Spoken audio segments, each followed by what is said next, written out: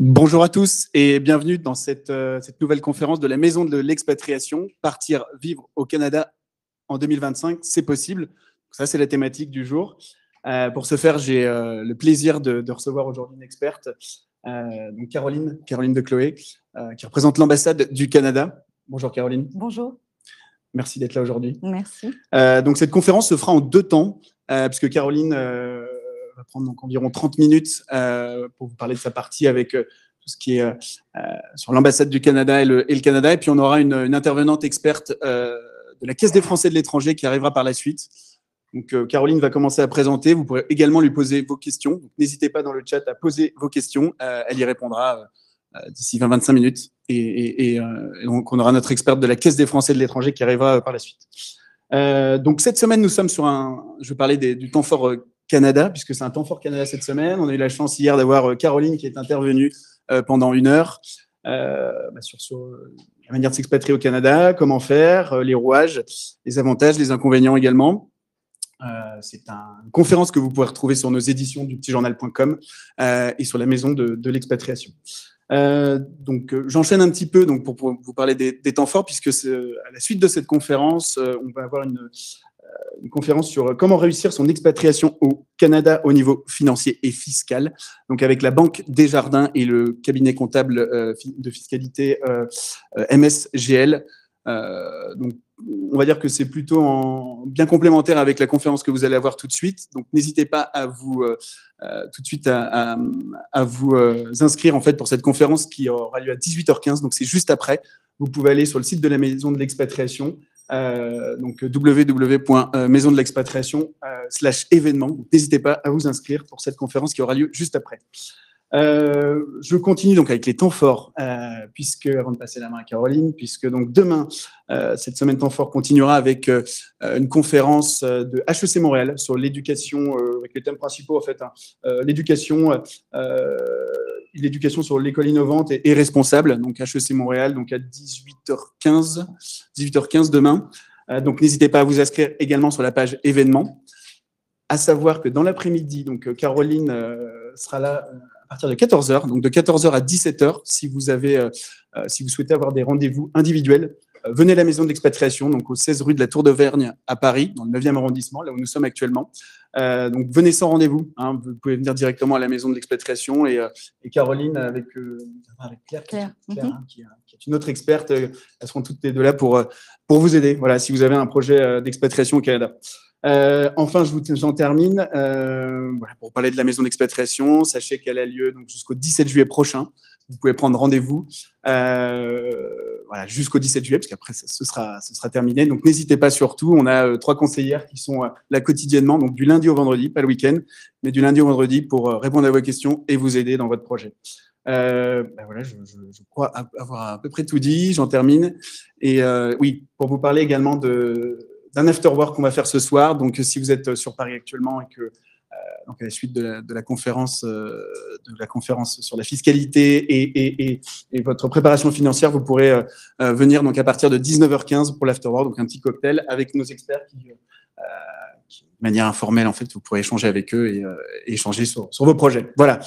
J'en termine et Caroline, je vais te laisser prendre la main. Merci Adrien et bonjour à toutes et tous. Pour les personnes qui nous suivent ici dans la salle, mais également bonjour à toutes les personnes qui nous suivent en ligne. Donc, partir vivre au Canada en 2025, oui, c'est possible. Et je vais vous donner quelques aspects justement pour pouvoir partir au Canada et avec un focus sur spécifiquement les opportunités pour les francophones. Parce qu'il y a une volonté du gouvernement fédéral d'attirer des immigrants, des candidats francophones et bilingues à venir s'établir un petit peu partout au Canada. Donc, pour vous donner un bref aperçu, le Canada, c'est vaste. Hein, c'est le 2e plus grand pays au monde par sa superficie. C'est plus de 5000 km d'est en ouest. Une population qui, je dirais, s'agrandit d'année en année. En janvier 2025, Statistique Canada a évalué la population canadienne à 41,5 millions d'habitants. C'est un État qui est un État fédéral, divisé en 10 provinces et 3 territoires, avec 3 niveaux de gouvernement. Il y a ce qu'on appelle le gouvernement fédéral, le gouvernement provincial territorial et les gouvernements municipaux. chaque palier de gouvernement a ses compétences. Par exemple, l'immigration est à la fois une compétence fédérale, mais aussi une compétence des provinces et territoires. Par contre, en matière de santé, d'éducation, c'est une compétence de chaque province et chaque territoire. Ce n'est pas comme ici en France, le système de sécurité sociale s'applique à l'ensemble du pays. Au Canada, la santé est une compétence de chaque province et de chaque territoire. Même chose pour l'éducation. Il n'y a pas de ministère de l'Éducation nationale, c'est vraiment un ministère de l'Éducation pour chaque province et chaque territoire, donc avec ses propres réglementations. Également, il y a 2 langues officielles au Canada, le français et l'anglais, et plus de 215 autres langues qui sont parlées également à travers le Canada. Un taux de chômage enregistré au mois de mai dernier à 7%, c'est une moyenne nationale, ce qui veut dire que ça peut varier d'une province à une autre, et un taux d'inflation à 1,7% enregistré au mois d'avril dernier. Donc vous voyez, il y a quand même une grande diversité, un pays qui est très vaste, avec 2 langues officielles. Et donc je vais vraiment mettre l'accent sur la francophonie au Canada. Qu'est-ce que c'est la francophonie au Canada? On parle le français au Québec, bien évidemment, mais il faut savoir qu'on parle le français également dans d'autres provinces et d'autres territoires. Il y a des communautés francophones un petit peu partout au Canada. On évalue à 2,8 millions de francophones qui sont établis à l'extérieur de la province du Québec. Le plus grand nombre de francophones est situé dans la province de l'Ontario, donc à côté du Québec. La province du Nouveau-Brunswick a à peu près 30% de francophones, et c'est la seule province officiellement bilingue au Canada, ce qui veut dire que les services sont offerts en français dans les 2 langues. Il y a des services en éducation, en santé, etc. Également, donc, comme je vous ai dit, il y a des communautés francophones un petit peu partout au Canada. Et qu'est-ce que ça veut dire? Intégrer, vivre, s'établir dans une communauté francophone. Ça veut dire avoir des opportunités de travail en français et en anglais, ce qui fait qu'en tant que francophone qui maîtrisait l'anglais, alors on ne demande pas forcément, je dirais, d'être absolument courant, de parler couramment, mais de pouvoir maîtriser l'anglais, eh bien, ça vous donne des opportunités un peu partout dans ces communautés francophones et dans ces provinces et territoires en dehors de la province du Québec qui sont majoritairement anglophones. Donc, ce qui veut dire que l'anglais reste quand même indispensable. Également, s'établir dans ces communautés francophones, c'est de pouvoir continuer à parler en français, mais aussi parler en anglais dans votre vie quotidienne. C'est aussi pouvoir bénéficier, de fréquenter des écoles de langue française, c'est pouvoir bénéficier de services communautaires, de soins de santé, de services de garderie en français. Donc, vraiment avoir l'opportunité de continuer à vivre en français, même si, le reste du temps, vous aurez à parler en anglais. Alors, il y a 2 ressources qui peuvent être intéressantes, justement pour en savoir un peu plus sur ces communautés francophones.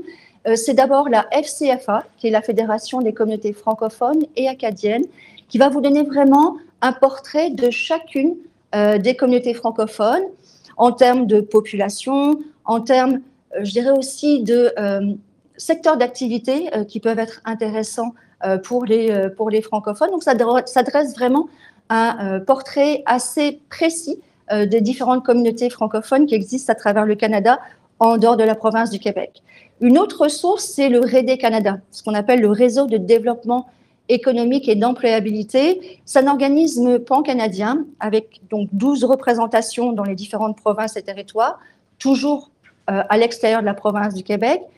Et cet organisme est dédié à l'employabilité des francophones qui viennent s'établir dans les autres provinces et territoires que le Québec. Donc là aussi, c'est un moyen d'avoir de l'information sur le marché du travail, quelles sont les opportunités dans mon secteur d'activité, dans telle province ou tel territoire. Donc, c'est vraiment ce sont 2 ressources qui vont pouvoir vous donner de l'information sur vos opportunités en tant que francophone à l'extérieur de la province du Québec. Donc, on parle de la francophonie au Canada, mais au travers de cette francophonie, on parle aussi de l'immigration francophone, qui est, je dirais, une priorité du gouvernement canadien. Même si le Canada a resserré ses niveaux d'immigration pour s'adapter à l'économie du moment, pour également permettre d'avoir des logements en nombre suffisant, pour pouvoir avoir des infrastructures, avoir accès à des services de santé ou d'éducation de façon, je dirais, correcte pour tous les nouveaux arrivants. C'est cette raison qui ont fait que, toutes ces raisons qui ont fait que le Canada a resserré ses niveaux d'immigration. Ça veut dire que le Canada reste ouvert, mais à garder à l'esprit, l'immigration francophone reste une priorité pour le gouvernement canadien. Donc l'objectif du gouvernement canadien, c'est de maintenir cette dualité linguistique entre le français et l'anglais pour pouvoir, sur l'ensemble du territoire canadien, continuer à offrir des services en éducation, en santé, en français. Donc, et pour que ces communautés francophones continuent à être des communautés dynamiques et attractives. Donc, dans le cadre de cette immigration, de cette priorité de l'immigration francophone, le gouvernement fédéral a mis sur pied différents dispositifs pour les francophones pour pouvoir venir s'intégrer à ces différentes communautés.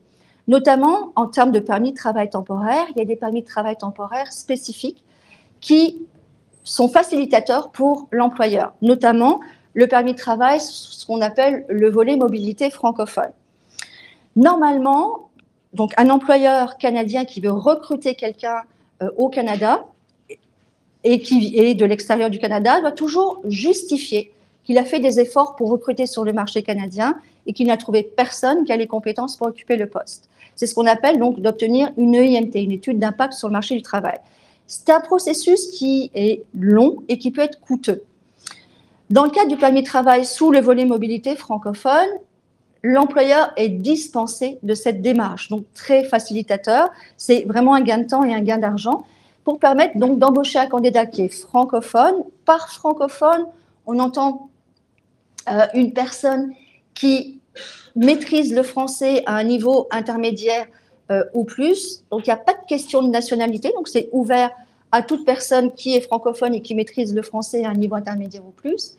Donc, il faut une offre d'emploi, bien évidemment. Donc, il faut décrocher un contrat de travail dans une position qualifiée, c'est-à-dire soit un poste de gestion, un poste professionnel, technique ou un métier spécialisé. Et il faut que cette offre d'emploi soit à l'extérieur de la province du Québec. Ce permis de travail sous le volet mobilité francophone est délivré pour la durée du contrat de travail. C'est-à-dire que si vous avez un contrat de 3 ans, on émet un permis de travail temporaire de 3 ans et c'est éventuellement prolongeable ou renouvelable, ce qui permet en parallèle d'entamer les démarches pour la résidence permanente. Donc c'est un dispositif qui peut être très attractif, aussi bien pour les candidats francophones qui maîtrisent l'anglais aussi, parce qu'il faut savoir que la réalité du marché du travail au Canada, je dirais même au Québec, c'est la maîtrise aussi de l'anglais de façon correcte. Vous pouvez vous faire comprendre et vous comprenez ce que l'on vous dit. Également, autre dispositif en termes d'immigration permanente, c'est au travers de notre système Entrée Express. Alors, je ne sais pas si vous en avez entendu parler. Entrée Express, c'est un système de déclaration d'intérêt à devenir résident permanent, là encore, dans une province ou un territoire à l'extérieur de la province du Québec. Donc là aussi, c'est un mécanisme qui permet donc de créer son profil, d'obtenir des points en fonction d'un certain nombre de critères, d'âge, d'éducation, d'expérience professionnelle, de compétences linguistiques en français et ou en anglais et d'adaptabilité.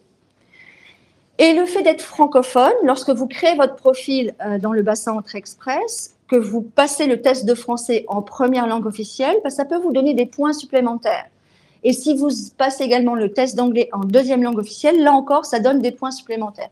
Donc, ce sont vraiment des dispositifs qui ont été mis sur pied pour, je dirais, donner un petit coup de pouce pour les francophones qui sont dans le bassin Entrée Express. Également, lorsque vous avez créé votre profil Entrée Express en tant que francophone, donc vous, non seulement vous obtenez des points supplémentaires parce que vous avez passé le test de français en première langue officielle qui vous identifie comme un candidat francophone, mais une fois que vous êtes dans le bassin, on peut vous inviter, parce qu'il y a des rondes d'invitation qui se font pour pouvoir donc, vous permettre de présenter une demande de résidence permanente.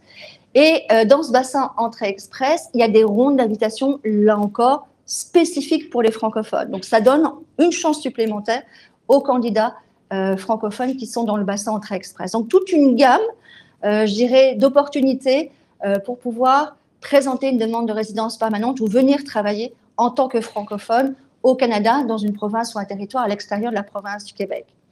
Autre opportunité, dans le cadre de l'immigration francophone, ce sont des activités dédiées pour les francophones ou les candidats bilingues. Et vous avez notamment les journées Mobilité Canada qui vont se dérouler à Bruxelles le 20 septembre prochain, mais également au Maroc dans la semaine du 22 au 25 septembre. Donc la ville et les dates sont encore à déterminer. Les journées Mobilité Canada sont l'occasion de venir rencontrer en personne des exposants canadiens, donc qui viennent du Canada, que ce soit des représentants des gouvernements des provinces et territoires, éventuellement des municipalités, des organismes francophones, mais aussi des employeurs canadiens qui viennent recruter des candidats francophones.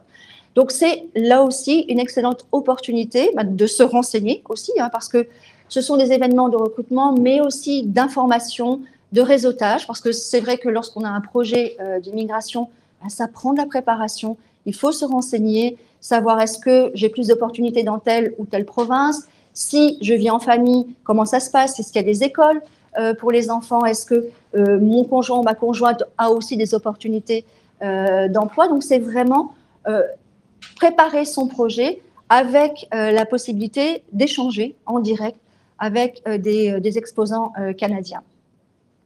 Et ça permet aussi, chose très importante, ça permet de développer son réseau, parce que le réseautage est quelque chose d'essentiel au Canada.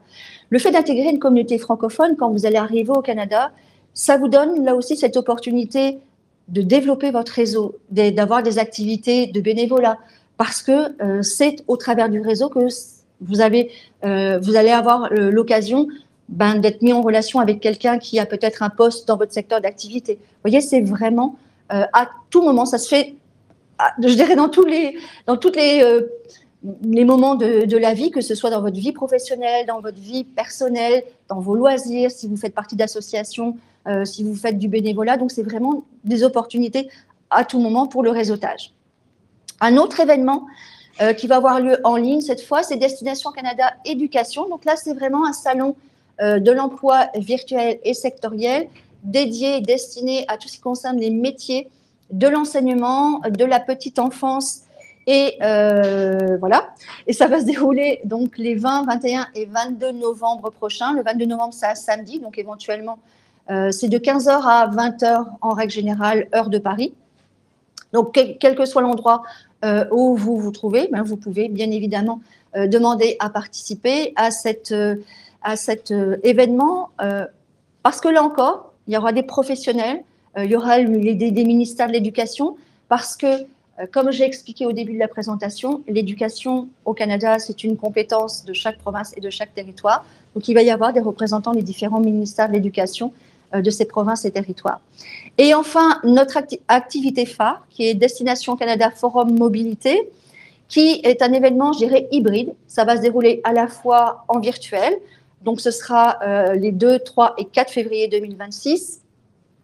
Ça va se dérouler également à Tunis dans la semaine du 9 février et à Paris le 14 février 2026, ça samedi. Donc là encore, ça vous donne l'opportunité de venir à la rencontre de tous ces acteurs de la francophonie canadienne, de tous ces acteurs qui vont pouvoir vous aider à créer votre réseau, à vous informer, à vous permettre également de décrocher un emploi. Donc, vous avez toute l'information sur le lien qui figure sur cette diapo. Donc, c'est à peu près tout. J'ai couvert, je pense, quelques informations. Donc, là encore, pour tout ce qui concerne l'immigration. Ce que je voulais également mentionner, j'ai oublié de vous dire dans les activités, je vais revenir juste à la diapo précédente. Je vous ai parlé d'un salon de l'éducation petite enfance en ligne au mois de novembre. Mais le 9 juillet prochain, la province du Nouveau-Brunswick va se déplacer à Paris.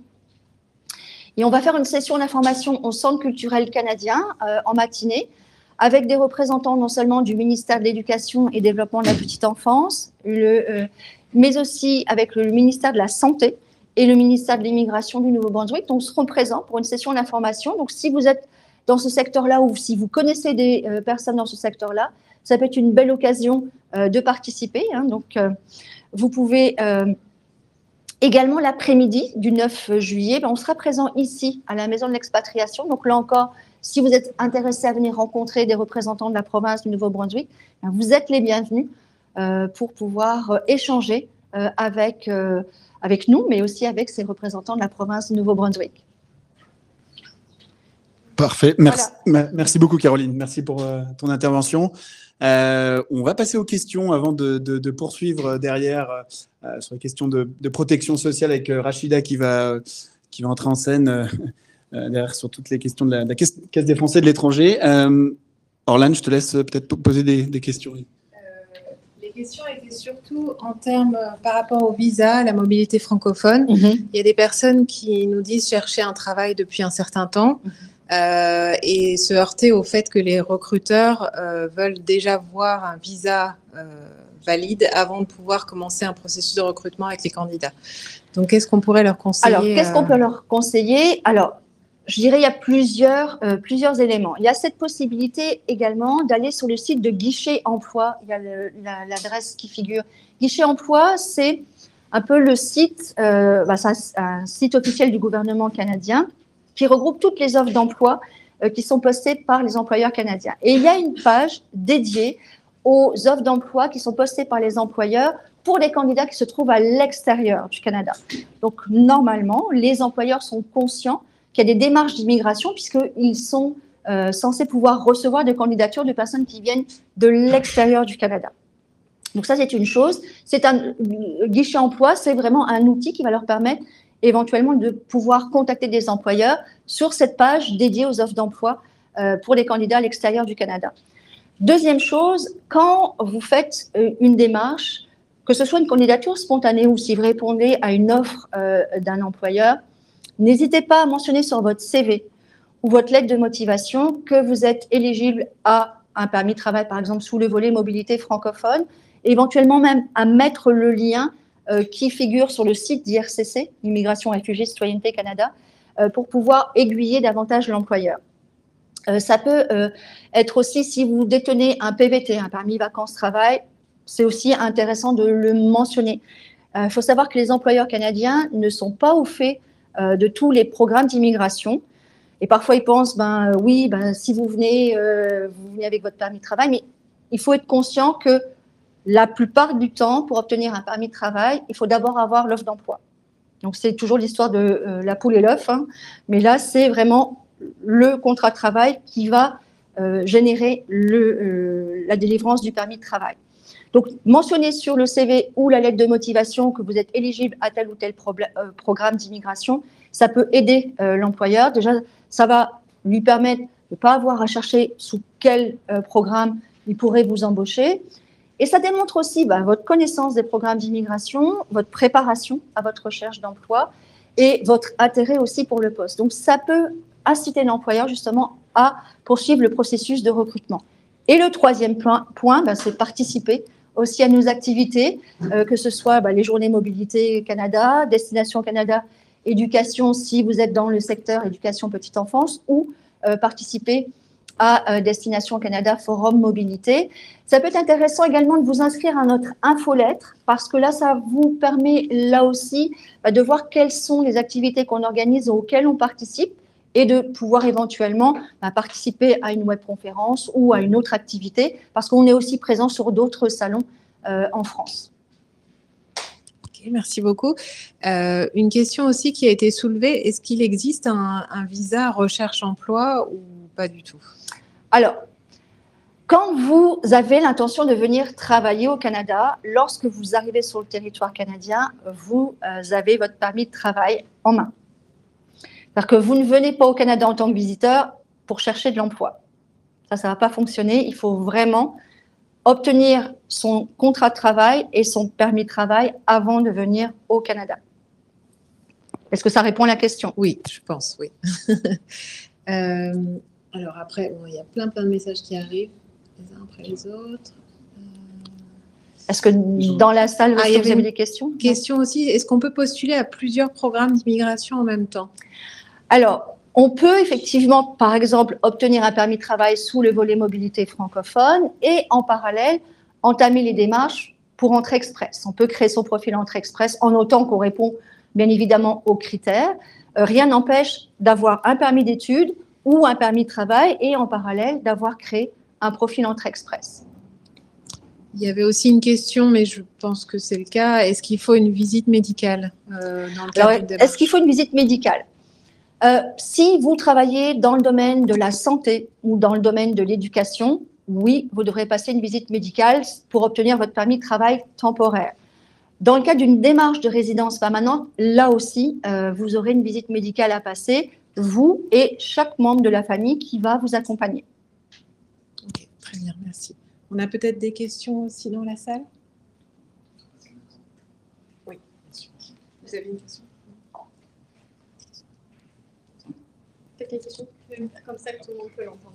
Oui, bonjour. Bonjour. J'aurais voulu savoir, le 5 juin, le gouvernement canadien et québécois ont arrêté toute l'immigration, c'est-à-dire les PVT, le PEC. Alors, le PVT, le c'est PVT, autre c'est à chose. part, Non, mais, le PVT, ça fait partie d'Expérience internationale Canada.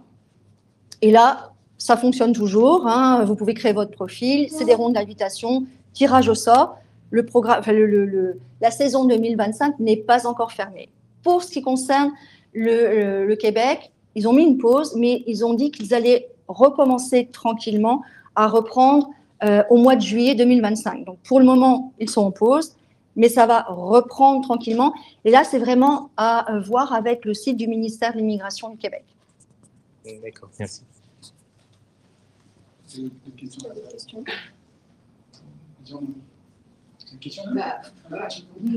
On est un peu hors sujet dans le sens que nous, on va rejoindre notre fils qui est au Canada depuis donc 9 ans. Okay. Et que donc, on voulait… Vous avez été parrainé ou super visa? Super visa. Ok, super visa. Voilà. Mais le problème, j'ai regardé et j'ai vu que les délais étaient quand même assez longs aussi. Alors, je voulais savoir, c'est quel délai? Je peux pas. Il faut aller voir sur le site d'IRCC. Parce que là, je vous avoue que je n'ai pas regardé pour le super visa. Je vais regarder pour les autres programmes, mais pour le super visa, je ne sais pas. Donc oui, ça peut être relativement long. J'ai fait une estimation et j'ai vu 36 mois. J'ai dit non, 36 mois. Est-ce que c'est… Est-ce que j'ai bien rempli les cases? Parce que… vous pourrez venir me voir après, on regardera ça ensemble. Oui, je veux bien, merci. On regardera ça avec vous. Okay. Ouais.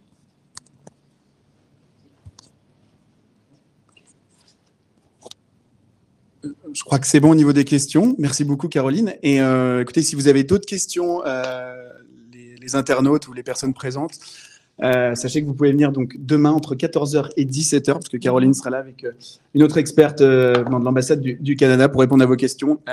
Donc n'hésitez pas, venez à la maison d'expatriation demain, donc 16 rue de la Tour d'Auvergne. Merci encore, Caroline. Merci beaucoup. Et je vais passer la main du coup à Rachida Kassi, donc représentante de la Caisse des Français de l'étranger de la CFE. Allez. Bonjour Rachida. Bonjour. Je vais lui donner la main et donc Rachida va vous faire une présentation de 20-25 minutes et puis après on aura des questions aussi. Vous pouvez poser vos questions dans le chat et Rachida y répondra aussi dans le public pareillement. Voilà.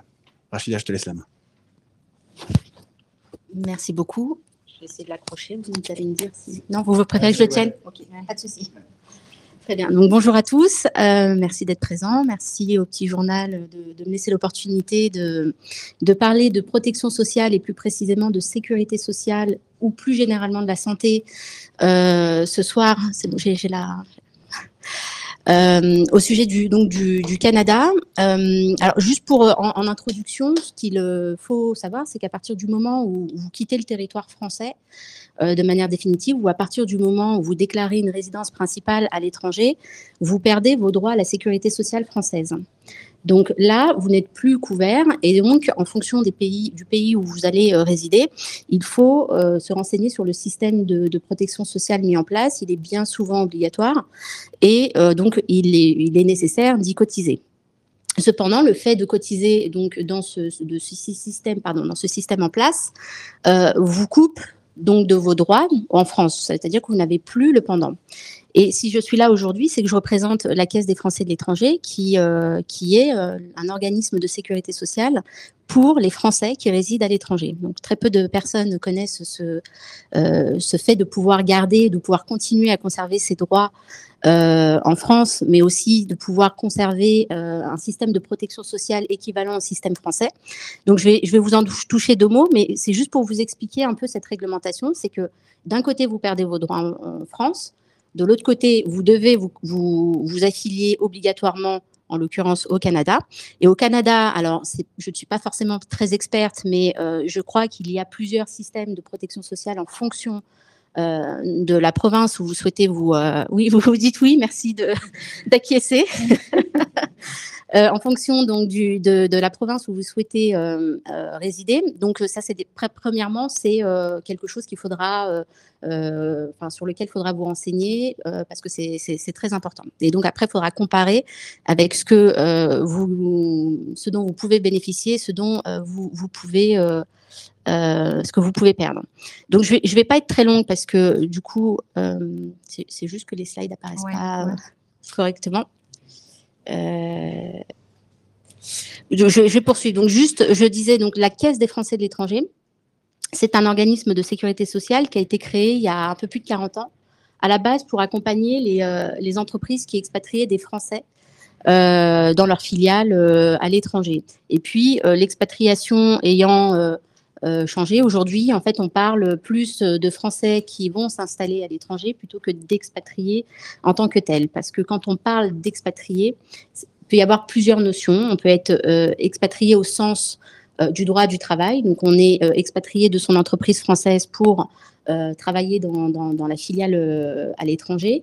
On peut être détaché de son entreprise française pour aller travailler dans une entreprise française à l'étranger, mais on peut aussi être détaché sécurité sociale. Et là, être détaché sécurité sociale, c'est toujours quand son entreprise, en fait, envoie en mission son collaborateur. Être détaché sécurité sociale, c'est continuer à bénéficier de la sécurité sociale française, mais travailler à l'étranger. Donc, en l'occurrence, moi, je vais m'adresser aux personnes qui vont s'installer à l'étranger, donc qui ne seront pas détachées sécurité sociale, qui pourraient être expatriées ou qui pourraient être tout simplement actifs à l'étranger. Donc, pour continuer donc, sur la CFE, donc la Caisse des Français de l'étranger, donc on est régi par un conseil d'administration de 21 membres qui sont pour la plupart tous des résidents à l'étranger. Donc, on a régulièrement des retours, des inputs de nos administrateurs qui nous disent attention, ça évolue et essayez d'évoluer avec ce monde de l'expatriation. Donc, qu'est-ce qu'on permet? Donc, c'est ce que je disais un peu, c'est de conserver le même système de protection sociale que si on était resté en France et plus largement de continuer à bénéficier du système de sécurité sociale français, même lorsque l'on vit à l'étranger. Ça veut dire qu'en vivant à l'étranger, vous avez toujours la possibilité de rentrer et d'effectuer vos soins en France. Vous serez juste remboursé par la sécurité sociale. Donc, mais on parle de séjour temporaire, puisque logiquement, vous êtes censé vivre à l'étranger. Donc, la particularité de la CFE, c'est qu'on est présent partout dans le monde, qu'on couvre un peu plus de 200 000 personnes partout dans le monde. Donc, on couvre aussi bien des collaborateurs d'entreprise que des personnes individuelles donc, qui partent de leur propre chef. Et donc, on couvre sur les mêmes garanties que la sécurité sociale, la maladie, maternité, donc plutôt la santé, les risques prévoyance, donc les risques professionnels avec l'accident du travail, les maladies professionnelles, et enfin la retraite. Je passerai un peu de temps sur la retraite puisque la CFE est le seul organisme, la seule entité à vous permettre de continuer à cotiser au système de retraite français, même en travaillant à l'étranger. Donc, les avantages, en fait, c'est qu'on duplique les valeurs de la sécurité sociale partout dans le monde. Donc, on applique les mêmes principes. Donc, pas de questionnaire médical, pas de limite d'âge, contrairement à une assurance privée. On peut arriver à tout moment avec carence ou sans carence. Et on couvre toutes les pathologies et tous les pays. Donc, on ne fait pas d'exclusion de pays en guerre ou d'exclusion de pathologies. C'est vraiment tout le monde qui est couvert par la CFE. Donc, j'ai parlé de continuité des droits. Et puis, depuis quelques années maintenant, on permet à nos assurés de conserver leur carte vitale qu'ils peuvent utiliser quand ils viennent se faire soigner en France lors de séjours temporaires. Sur la partie santé, on a une déclinaison de produits, mais un produit phare donc, qui s'appelle Monde Expat Santé, qui couvre tous les frais de santé partout dans le monde, y compris en France. On peut y adhérer qu'on soit seul ou en famille. Et en termes de services, on a mis en place des services complètement dématérialisés qui peuvent vous permettre de réaliser de l'adhésion jusqu'à la demande de remboursement complètement en ligne. Donc, les déclinaisons après, c'est le jeune expat santé qui est la même chose, mais avec un tarif un peu plus préférentiel qui s'adresse aux jeunes. Donc, un jeune à la CFE, c'est quelqu'un qui a moins de 30 ans. Nous avons le France Expat Santé, qui est un produit qui ne rembourse que les frais de santé réalisés en France. Donc, c'est un produit qui est mis en place pour les personnes qui sont expatriées dans des pays où le système de sécurité sociale est obligatoire, où il n'est pas nécessairement nécessaire de souscrire à la CFE sur la partie monde. Et puis, on a le produit retraite expat qui s'adresse aux personnes qui sont retraitées. Ce que je voulais dire, c'est que donc nous, on rembourse sur la partie santé selon le même principe qu'en France. On est la sécurité sociale. Donc en France, vous avez la sécurité sociale et souvent une complémentaire santé. Ça va être le cas, en tout cas, il va être nécessaire dans bien des cas d'avoir aussi une complémentaire santé parce que nous, on va rembourser selon les mêmes taux ou en tout cas les mêmes niveaux de remboursement que la sécurité sociale. Donc rarement 100% de la dépense. Alors, ça va dépendre de certains pays, mais c'est le Canada, ça va clairement pas être le cas. Si je vous prends un exemple, si on parle d'une consultation généraliste simple, alors je parle sous couvert, en France, le tarif conventionné sécurité sociale, c'est 28 €. Donc, on ne va pas nécessairement payer 28 € auprès de son médecin, mais c'est sur ces 28 €, la sécurité sociale va rembourser 18,55 €. Donc, partout dans le monde, nous, un remboursement d'une consultation généraliste sera de 18,55 €. Et au Canada, de ce que j'ai pu voir, en moyenne, le remboursement, le prix d'une consultation est en moyenne de 75 € en moyenne. Alors, ça dépend si on va dans le public ou si on va dans le privé. Mais normalement, avec la carte d'assurance maladie, qui dépend de chaque province et chaque territoire, quand vous allez chez le médecin, normalement, il n'y a pas de frais à débourser. C'est uniquement si vous allez chez un spécialiste. Donc, dans un spécialiste ou dans le privé. Ou dans le privé, oui. Oui. Ça, c'est, oui. Voilà, c'est ça. Parce que donc il y a le système public, effectivement, qui peut être gratuit, enfin Oui. si je peux le dire ainsi, voilà. Mais parfois, en tout cas, les échos qu'on en a, c'est que le système peut être parfois saturé. Les délais d'attente peuvent être longs. Et donc, quand on a besoin de se faire soigner assez rapidement, on a besoin d'aller dans le privé. Donc, effectivement, peut-être que les tarifs que je donne concernent le privé. Et donc, voilà, c'est juste pour dire que si vous allez dans le privé, ça va être en moyenne ces tarifs-là. La prise en charge de la CFE sera minime et il faudra aussi une complémentaire santé. Donc, il existe des complémentaires internationales. Je vais passer après très vite sur cette garantie qui est donc l'assurance risque professionnel. C'est comme en France, c'est une garantie pour des personnes qui exercent des activités salariées. Donc, c'est comme en France, l'employeur souscrit à cette garantie. Donc, ça permet de venir indemniser le collaborateur en cas d'arrêt de travail lié à un accident de travail ou à une maladie professionnelle. Donc, c'est pour compenser une perte de salaire. Et tous les soins réalisés en lien avec cet accident de travail ou cette maladie professionnelle sont pris en charge à 100% du tarif français. Donc, il peut y avoir, en fonction des niveaux de coûts de santé partout dans le monde, des différences donc, de prise en charge par rapport au remboursement santé. Et je disais sur la partie retraite, et c'est peut-être là-dessus que je vais un peu plus m'attarder, donc, je disais en introduction, la Caisse des Français de l'étranger est la seule entité à permettre aux personnes qui exercent une activité salariée à l'étranger de pouvoir continuer à alimenter son trimestre son compteur de trimestre français, mais également, dans le cadre du calcul de sa pension de retraite, d'intégrer les salaires qui sont perçus à l'étranger. Je rappelle, sur la retraite de base, le calcul de la pension de retraite de base prend entre autres en considération le nombre de trimestres cotisés et la moyenne des 25 meilleures années de salaire. Donc, en cotisant à la CFE pendant que vous exercez votre activité salariée à l'étranger, vous avez la possibilité donc, de continuer à alimenter votre compteur de trimestre et de prendre en compte les salaires s'ils font partie des 25 meilleures années de salaire. Il existe une convention de retraite entre le Canada et la France. Cette convention permet en fait aux personnes qui vont travailler au Canada de pouvoir continuer aussi à alimenter. Il y aura un choix à faire au moment de liquider sa pension, de pouvoir continuer à alimenter son compteur de trimestre français. Mais ça n'alimentera que les trimestres. Ça veut dire que ça vous permettra d'avoir l'intégralité de vos trimestres, ou en tout cas de prendre en compte les trimestres travaillés au Canada sur votre retraite française.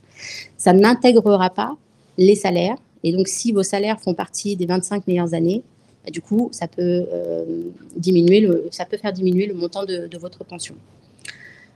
Aussi, donc, il existe, donc, vous qui êtes ici ou qui nous regardez, c'est que vous avez un projet d'aller vivre au Canada. Ça peut être le premier projet, ça peut être une deuxième, une troisième expatriation. Ce qu'il faut savoir quand il existe des conventions dans ces pays-là, c'est que il y a plusieurs pays dans le monde où il existe des conventions entre la France et certains pays. Et ce que je viens de vous expliquer sur ces conventions-là, vous ne pouvez le faire qu'une fois. Ça veut dire que si vous avez travaillé dans un autre pays où il existait déjà une convention, ben, vous ne pourrez pas intégrer les deux pays dans le calcul de votre pension de retraite française. Donc, c'est important à savoir. Ça n'arrive pas tous les jours, mais c'est important lorsqu'on a un projet, en tout cas plusieurs projets comme ça d'expatriation. Et le dernier point que je voulais donner sur la retraite, c'est que ça permet aussi aux personnes, en tout cas souvent ce qu'on observe dans un projet d'installation à l'étranger, notamment dans des couples, c'est qu'il y a souvent ce qu'on appelle un conjoint accompagnateur, donc un conjoint qui est obligé de démissionner de son travail en France et d'accompagner donc la famille. Et souvent, cette personne ne travaille pas. Donc, pour éviter d'avoir des trous dans la carrière, on a la possibilité de cotiser à la CFE et de limiter en fait ce trou le temps que ce conjoint accompagnateur puisse trouver une activité et recotiser de son propre gré. Donc, c'est bon à savoir, ça permet comme je le disais, d'avoir un trou dans la carrière. J'ai parlé rapidement de la carte vitale. Je pense que j'ai fait le tour sur ce que propose la CFE. On peut passer aux questions. Merci beaucoup, Rachida. Merci infiniment. On va passer peut-être aux questions des internautes. Oui ? Peut-être pas, comme vous voulez. Vous me dites par la salle ? Allez, par la salle. Est-ce qu'il y a des questions dans la salle ? Peut-être que Caroline pourrait y répondre aussi. Rachida et Caroline, bien entendu. Est-ce que vous avez des questions ? Pour la CFE, c'est une cotisation qu'il faut payer. Ben oui. Alors, C'est gentil. Oui, oui. Alors, les cotisations, effectivement, sont payantes. Hein. Donc, sur la partie santé, la cotisation dépend de l'âge de l'adhérent principal et de la composition de la famille. Donc, il y a une tarification seule et une tarification famille, sachant que la tarification famille est la même que l'on soit 2, 4 ou 5 sur le contrat. Ok. Et il y a un âge, plus on vieillit, plus c'est cher ou Oui. Mais alors, du coup, oui, mais toujours dans un esprit sécurité sociale, dans un principe de solidarité. Donc, les cotisations sont moindres que ce que l'on pourrait payer auprès d'une assurance privée. C'est-à-dire qu'il faut souscrire donc une cotisation plus une complémentaire. Oui, c'est conseillé, c'est fortement conseillé. On est d'accord. Et donc là, si on est en retraite directement, au niveau de ça se passe la même chose au niveau de ça. Donc, il faut quand même avoir... Vous êtes retraité d'un système français ? Oui. Vous avez plus de 15 ans de cotisation ? Oui. Je vous dis ça parce que percevant une pension de retraite française, si vous avez 15 ans de cotisation, sur votre pension de retraite, vous avez un prélèvement sécurité sociale, donc la COTAM, cotisation d'assurance maladie. Donc, ce prélèvement vous permet de continuer à vous faire soigner en France. Ça veut dire que même si vous allez vivre à l'étranger de manière permanente, vous pouvez continuer à rentrer en France et vos frais de santé seront pris en charge par la sécurité sociale, comme c'est le cas aujourd'hui. D'accord. En revanche, la CFE, donc sur le produit retraite expat santé, interviendra sur vos frais de santé à l'étranger, donc au Canada ou ailleurs, parce que c'est ce que j'expliquais, on couvre partout dans le monde. Et donc, en tant que pension que versement donc tous les mois. Donc c'est pareil au niveau de la pension. Non, mais ça, c'est autre chose. C'est un autre. Oui. La cotisation CFE, elle est trimestrielle. Trimestriel. Et c'est, vous pouvez dire à prix. Nos tarifs sont sur notre site. Dans la rubrique documents clés, c'est public. Ok. Je n'ai pas le chiffre exact, je le vérifierai après la conférence. Alors, on avait une question en ligne sur le fait que les entreprises proposent de plus en plus d'assurances santé dans le cadre du bien-être des employés. Enfin, ils proposent eux-mêmes des assurances privées, j'imagine. Qu'est-ce qui peut différencier la CFE de ces assurances santé privées? C'est une très bonne question. Ce qui peut différencier la CFE, c'est cette continuité avec le régime de sécurité sociale français. Quand je parle de continuité, ça veut dire qu'au départ, si vous souscrivez directement à la CFE, il n'y a pas de carence. Donc, la carence, c'est un délai d'attente qui fait que vous payez des cotisations, mais qui ne vous permettent pas de prétendre à des remboursements. Donc, la carence à la CFE, elle est de 3 ou 6 mois, et c'est pour les personnes qui n'adhèrent pas dans la continuité du régime français. Donc, c'est des personnes qui adhèrent après 3 mois, après le délai de 3 mois. Quand je parle de continuité, donc c'est au départ, ça veut dire que les personnes qui souscrivent à la CFE, donc sans cette carence, sont pris en charge dès le premier jour de leur adhésion. Donc, on reprend l'historique. Il y a également, en ce qui concerne les affections longue durée, donc les maladies de longue durée qui sont prises en charge à 100% en France, sont également reprises par la CFE. L'assurance privée va bien souvent les exclure, ces pathologies-là, il ne va pas les rembourser. Étant organisme de sécurité sociale, on est aussi en capacité de monter des dossiers d'ALD. Alors, ça se fait avec le médecin traitant. Et puis, après, ça va être un peu plus technique, mais il y a des informations sur notre site. Je vais en dire quelques mots. Ça peut aller jusqu'à l'invalidité quand on a une maladie longue qui nous oblige à ne pas travailler et pour lequel il y a des arrêts de travail. La CFE est en capacité, au bout de 2 ans, de monter des dossiers d'invalidité et donc de verser une pension d'invalidité à nos assurés. Et cette pension d'invalidité est versée jusqu'à la retraite, qu'importe ce que fait l'assuré. Donc, il peut décider de rentrer en France, c'est la CFE qui continuera à verser cette invalidité. Après, sur des arrêts de travail, si l'arrêt de travail, alors là, on va parler de personnes qui vont exercer des activités à l'étranger. Si les personnes décident de rentrer en France parce que finalement, c'est trop compliqué de gérer sa maladie à l'étranger, la CFE va appliquer un maintien de droit de 3 mois. Alors ça, c'est aussi vrai pour la santé, sur la partie santé. On va appliquer un maintien de droit de 3 mois, donc pendant 3 mois. Parce qu'il faut savoir que quand vous allez revenir en France, vous n'allez pas nécessairement être repris directement par la sécurité sociale. Il y a un délai d'attente qui peut être de 3 mois, sauf si vous reprenez immédiatement une activité salariée. Mais si vous ne reprenez pas immédiatement une activité salariée, vous avez ce délai d'attente. Donc, la CFE va continuer à vous rembourser jusqu'à ce que la sécurité sociale reprenne la main. Donc, ça va être pareil pour les indemnités journalières. Si vous êtes en arrêt de travail, la CFE va continuer à vous verser des indemnités journalières jusqu'à ce que le régime général reprenne la main. Donc, c'est des petites subtilités, mais qui font que s'il y a le moindre problème à l'étranger, le fait d'être couvert par la sécurité sociale, par la CFE, fait que si on décide de rentrer en France pour X ou Y raison, l'historique est là et la sécurité sociale reprend. Pareil pour un accident de travail. S'il y a un accident de travail qui se déclare à l'étranger et qu'on est à la CFE, et que des années plus tard, on rentre en France et qu'on a une rechute de cet accident de travail, la sécurité sociale le reconnaîtra et l'indemnisera en tant que tel. Est-ce que ce serait judicieux d'avoir les 2 assurances en parallèle? Une assurance entreprise qui peut peut-être faire la partie un peu complémentaire et la CFE? Alors après, ça va dépendre des entreprises. Est-ce que c'est des entreprises internationales, des entreprises françaises qui vont être au fait de ce système, de cette possibilité en fait de recréer le système français? Mais en fait, c'est tout à fait possible. On peut avoir la CFE en base et une assurance complémentaire internationale. Donc, sur notre site, on a la liste de toutes les complémentaires avec lesquels on travaille qui recréent ce modèle-là. Et ça peut être le modèle de l'entreprise. Sinon, c'est ce que je disais tout à l'heure, si l'entreprise a une assurance privée, locale plus qu'internationale, et qui est obligatoire, il y a le produit France Expat Santé. Donc là, pour le coup, où la CFE n'intervient que sur la partie France.